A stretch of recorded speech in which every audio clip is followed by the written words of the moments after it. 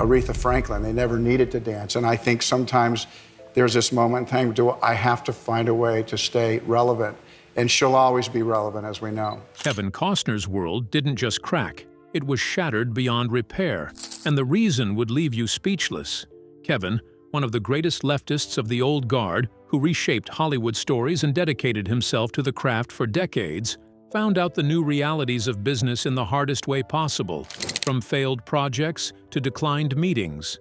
Will the septuagenarian survive this storm? Can he overcome his pain and find a way back into the fold? Join us as we discuss the heartbreaking events that afflicted 70-year-old Costner. From California to Hollywood dreams, from the crack of the whip to the horse riding and careless whistling, Hollywood created one of the greatest titans of the Western genre in Kevin Costner, the boy who had the dreams of a man and nurtured that dream until it sang in the streaks of the 90s sunlight. But just how did his move materialize over time? Born in the mid-50s, a time period in American Hollywood history when the buzz of the Western genre colored the country like neon lights, and everyone wanted a piece of it, good old Kevin was interested in something different. He was the one kid in every teacher's class who was not particularly interested in most of the activities that took place right in front of him. He needed something else to focus his attention on: art. He was not the very best academically, so he needed to stick to his hobbies, which included poetry, piano lessons, and singing. However, aside from the very fact that he was more into hobbies than schooling, especially in high school, he also grew into a physical specimen, standing tall at 6'1", and he took full advantage of it, playing basketball in Villa Park while he was a student at the high school. His father's success at his job came with a price. And somehow they don't find their way into Westerns, and in Horizon, they dominate. It required that they move consistently. This was the hardest part of his life as a teenager. He found it hard to make connections on a personal level with anyone at all, as he felt that he would soon have to ditch them anyway when his dad got another opportunity or a pay rise. Every goodbye slowly carved strength into him, teaching him lessons about starting over. Soon, his heart grew and longed for something different. He wanted to see the world, and he wanted to be seen making an impact in it. So, he took academics just a bit more seriously, studying at California State University, where he bagged a bachelor's degree in marketing and finance. But while he had all the wit and cunning to survive in this game of numbers, his heart wanted more. He was certain that he could do more in the world. So he set off to tell the stories in his heart and found that connection with Hollywood. His last years in college had already set him on a path for Hollywood. He had suddenly taken to acting and dancing like a fish to water. But how does a 23-year-old graduate of finance find his way into Hollywood? The journey to Hollywood.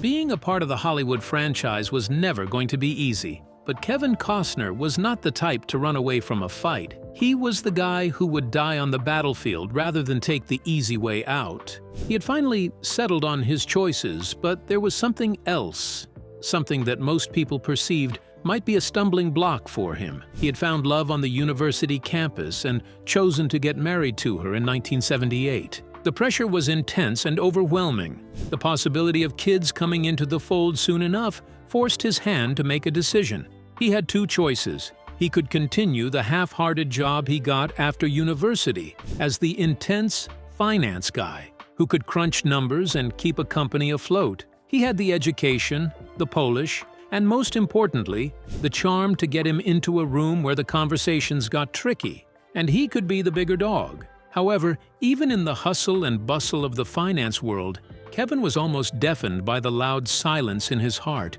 And good and bad, and I know as our human race, we keep trying. His heart bled for stories, an adventure on the world's biggest screens, but he still found it hard to decide, at least until he met Richard Burton. Richard was already an actor, hence, he knew better than anyone what the life of an actor was really about. While Kevin contemplated the idea in his mind, he needed that bit of push in the right direction, and that is exactly what Richard Burton offered him. Kevin, who already had a wife at the young age of 23, wanted assurances from someone like Kevin that he could take his acting career seriously without rocking the boat. To him, the idea was nearly impossible. but Richard provided the nudge that he needed. Richard's words meant so much to him, and he eventually chose to tread the path that would lead him right to Hollywood fame. But how was he ever going to balance his marketing and finance gig with acting classes? Although he had seen how the West was won as a child, and which inspired his love for being an actor and telling stories that resonated with moral values, I wanted to be a part of the momentum, and I felt that I could do that through music. being on that stage needed more than half-cocked confidence in movies you saw as a kid. It needed dedication, time, and the confidence to get in a room with directors and producers and pitch your ideas. Soon, Kevin quit his job in marketing and finance, and he followed his dreams with reckless abandon. While he pursued his dreams, he needed a job to keep the house warm, get food on the table, and keep his wife happy. And he did just that, taking up odd jobs that helped him support himself, including working on fishing boats, driving a truck, and being a tour guide for anyone who wanted to visit the homes of some of Hollywood's biggest stars at the time. And that's exactly how he paid the tuition for his 5 days a week acting classes. Just how much did that pay off? Costner's rise to fame. Kevin Costner, who had given it all up for Hollywood, found the support of his wife, and he knew that he did not have to bother for a second about her ever leaving, for struggling at the beginning. However, with a talent like his, it did not take so much time to rise to fame. Like the expression goes, the cream always rises to the top. By 1987, Kevin made his debut in Sizzle Beach, USA. It was the first time that anyone had taken cognizance of some 6'1" lad who had bags of untapped potential, and soon everyone wanted a piece of him. However, he did not get that next role until 1982, when he played a minor role as a frat boy in the Ron Howard film Night Shift, 1982, and Stacy's Night in 1983. Now he is in the big leagues, his name was on everyone's lips, and directors and producers began to tailor stories that could suit him. But that big role did come until he played the eccentric character of Jake in Silverado, a Western movie directed by his friend Lawrence Kasdan, who had promised him a featured role in a big project, and now the time had come, and the world was at his feet. Silverado was his breakout movie, and everyone knew who he was. But that still was not enough to project him into the types of projects that a man of his talents deserved to feature in, as he only got to feature in smaller projects that year. I was at a place that had a golf course. I went over there to kill some time. I saw this. With movies like Fandango, American Flyer, and also starred in Steven Spielberg's Amazing Stories, alongside 24 star Kiefer Sutherland. But just 2 years later, he found himself playing Elliot Ness, federal agent in The Untouchables, and right then, he achieved movie star status. Finally, he had broken through, and while he was Kevin at home and to family, he was Elliot Ness to the rest of the world. That franchise role brought him to the forefront of Hollywood fame. However, in the cutthroat business of Hollywood, getting to the top of the pinnacle was only the beginning. The real job was maintaining that status forever. But Kevin wasn't scared of a little challenge. He took it head on and forced his way to the top. He was moving at such insane speed, and everyone could tell there was a new star in Hollywood, and he wasn't ready to back down. At the time, he had his wife, Cindy, who showed up every time, taking care of the house and keeping him focused on just his job. By the early 90s, he found critical acclaim with about 12 Academy Award nominations, and he won 7 of them. Just how important was critical acclaim for the continuity of his career? Robin Hood, A New Dawn.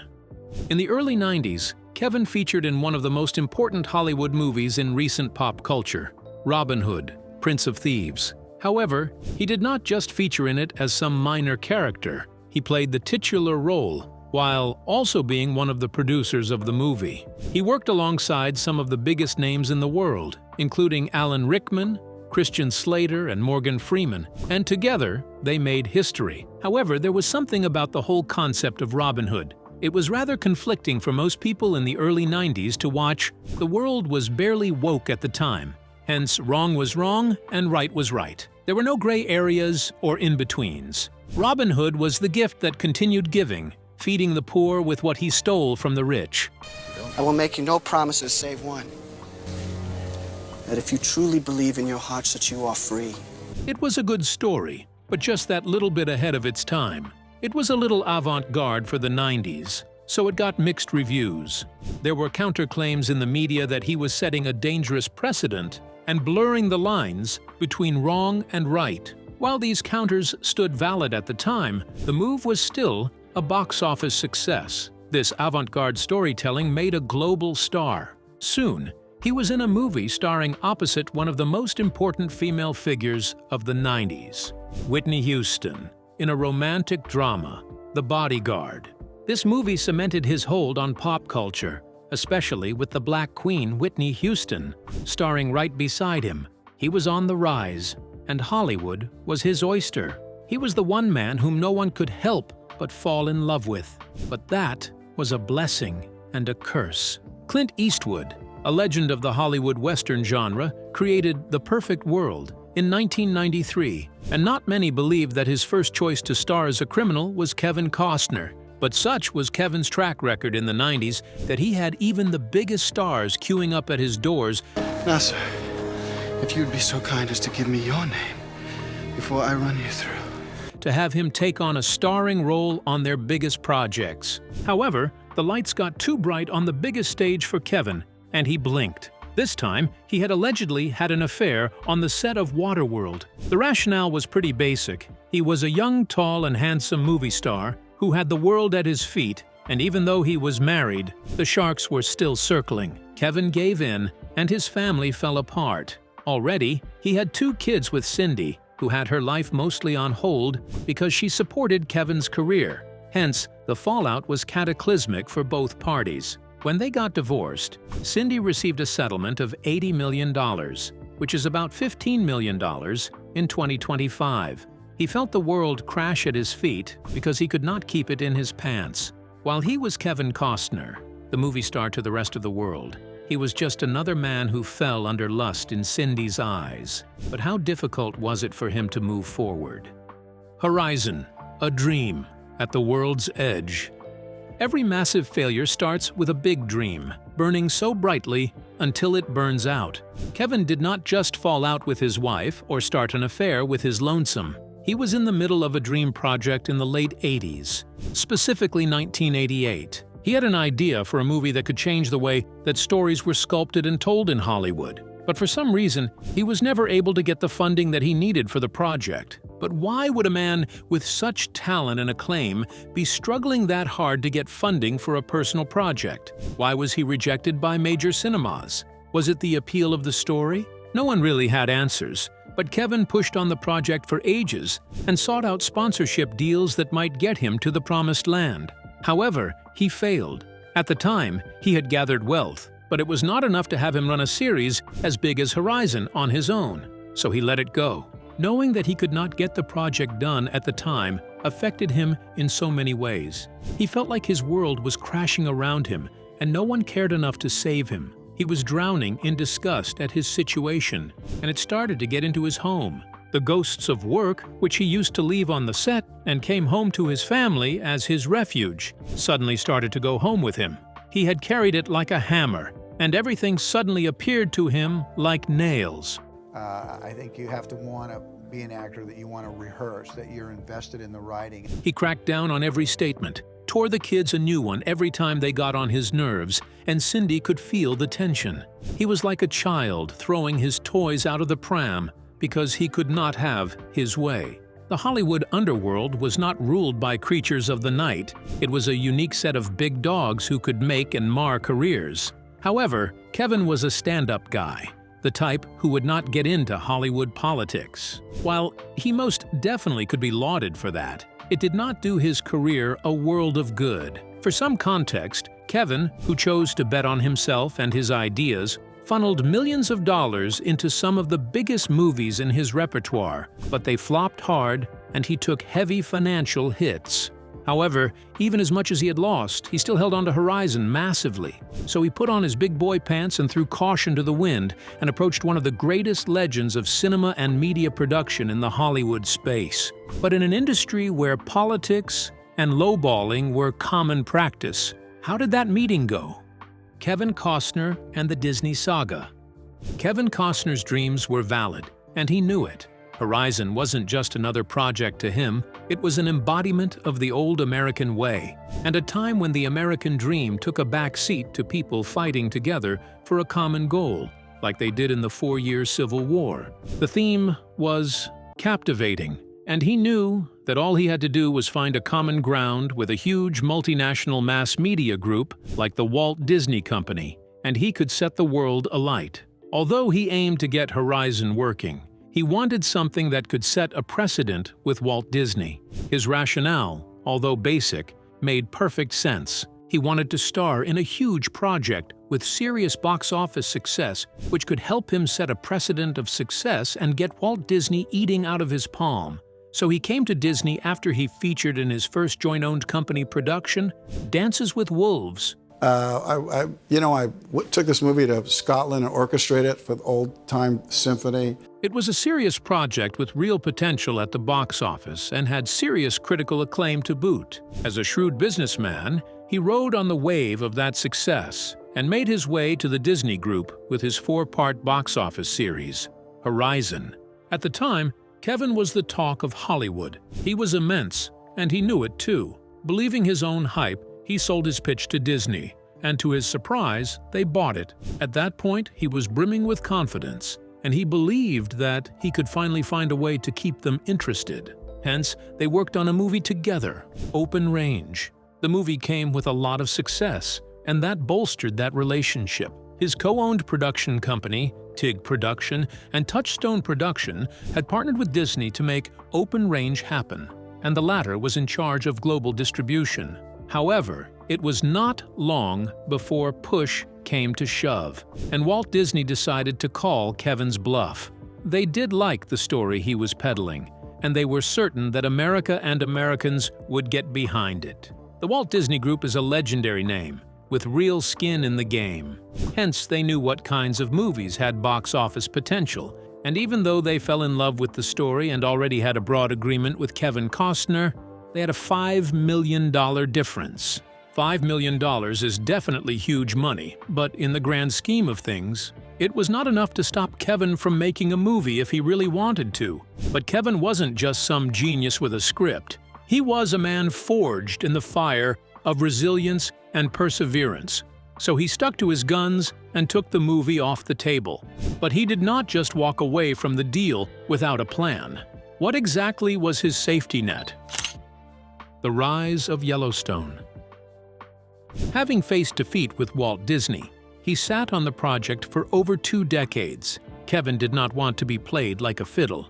He had his name and TIG Productions, so he forged on with more projects Costner portrayed. Devil Ants, Hatfield, in the 3-part miniseries Hatfields and McCoys, which premiered on May 28, 2012, on the History Channel, pulling a record 13.9 million viewers. His role in this miniseries shot his career up again. Guys that I knew, again, I hadn't seen them in a long time, and they were all about 5 inches shorter than me. The 2010s were starting to look like the beginning of a new era for Kevin. In 2013, he won the award for Outstanding Performance by a Male Actor in a Miniseries or Television Movie, and followed it up with a Golden Globe Award in the same category. His name and talents were the safety net that he gambled on to provide the funds that he needed to make this series work, and it almost seemed like his gamble was paying off. Soon, he resuscitated the idea of making Horizon again, but he still needed more in terms of personnel and funding. So, in conjunction with Paramount Pictures, he came up with Yellowstone. The modern Western genre representation does not get any more cowboy-ish than Yellowstone. The series premiered in 2018, capturing the 3-way land feud in the neo-Western settings, with Yellowstone National Park, Dutton Ranch, and the Brand Rock Indian Reservation all at each other's throats over land. This series was the perfect conduit to drive a lot of people way back to the Wild Wild West, when cowboys get in a standoff to each other's ears off at the toll of the church bell. The series spanned 5 seasons, with 53 memorable episodes. Although the show ended in 2024, Kevin Costner, who played Dutton in the series, was cooking up a massive side project, and just as expected, it was Horizon.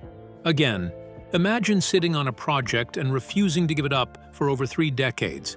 This time, he believed that he had given it enough time, and he had the funds and personnel he needed in place to finally deliver a dream he had been pregnant with for decades on end. I don't know, things in their own time. I just didn't know it would take a generation. Yellowstone was his first ever regular series, and the success was more than just happiness for him. It was a trigger to ride the wave, some kind of make hay while the sun shines type of motivation. So, in August 2022, he announced that he was beginning production of Horizon, an American saga. Costner's fan base went bananas. The man was finally bringing home a project he had sat on for too many years.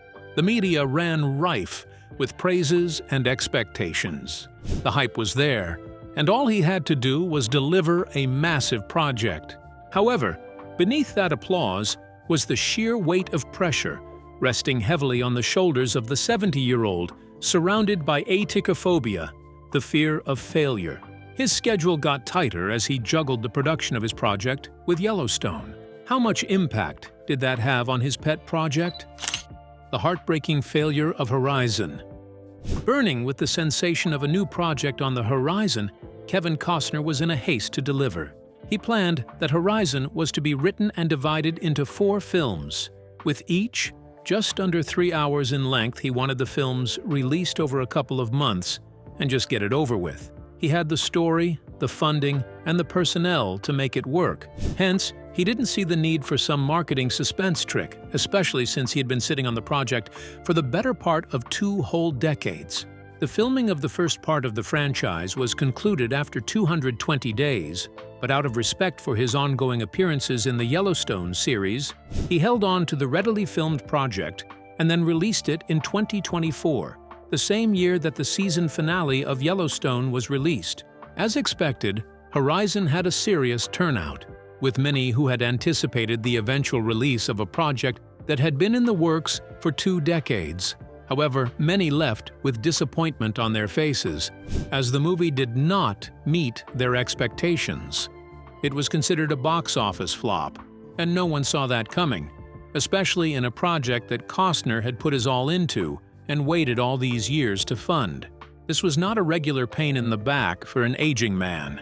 It was a dagger to the heart, seeing everything he worked for, including his reputation, nearly going down the drain because of a pet project. However, Kevin was not the type to give up, even though it definitely seemed like he should. Following the hard flop of the first one, he pressed on with another one, Horizon, Chapter 2. Many saw that as signs of an old man who would live and commit harakiri on his sword rather than give up. But this time, he played it closer to the vest. He chose not to release it to the theaters and instead premiered it at the 81st Vince International Film Festival. And surprisingly, he got the same terrible review. It was almost as if he had the world up in arms against him, and he just wasn't winning. Although there are conspiracy theories proposing that he might have been blacklisted in Hollywood, especially because he garnered more foes than friends. On the set of Yellowstone, there are not many verifiable sources claiming that they could be affecting the outcome of his projects. However, Horizon, Chapter 2, remains in production purgatory, and no one can really tell if Kevin Costner still feels the need to release the movie to the theaters or simply let the sleeping dogs lie. Do you think he got too cocky when he chose not to take Disney's deal for a $5 million difference? Will the 70-year-old ever recover from this colossal heartbreak? Share your thoughts with us in the comments section. Remember to like, share, and subscribe for more. Also, click the next video showing on your screen. You will enjoy it.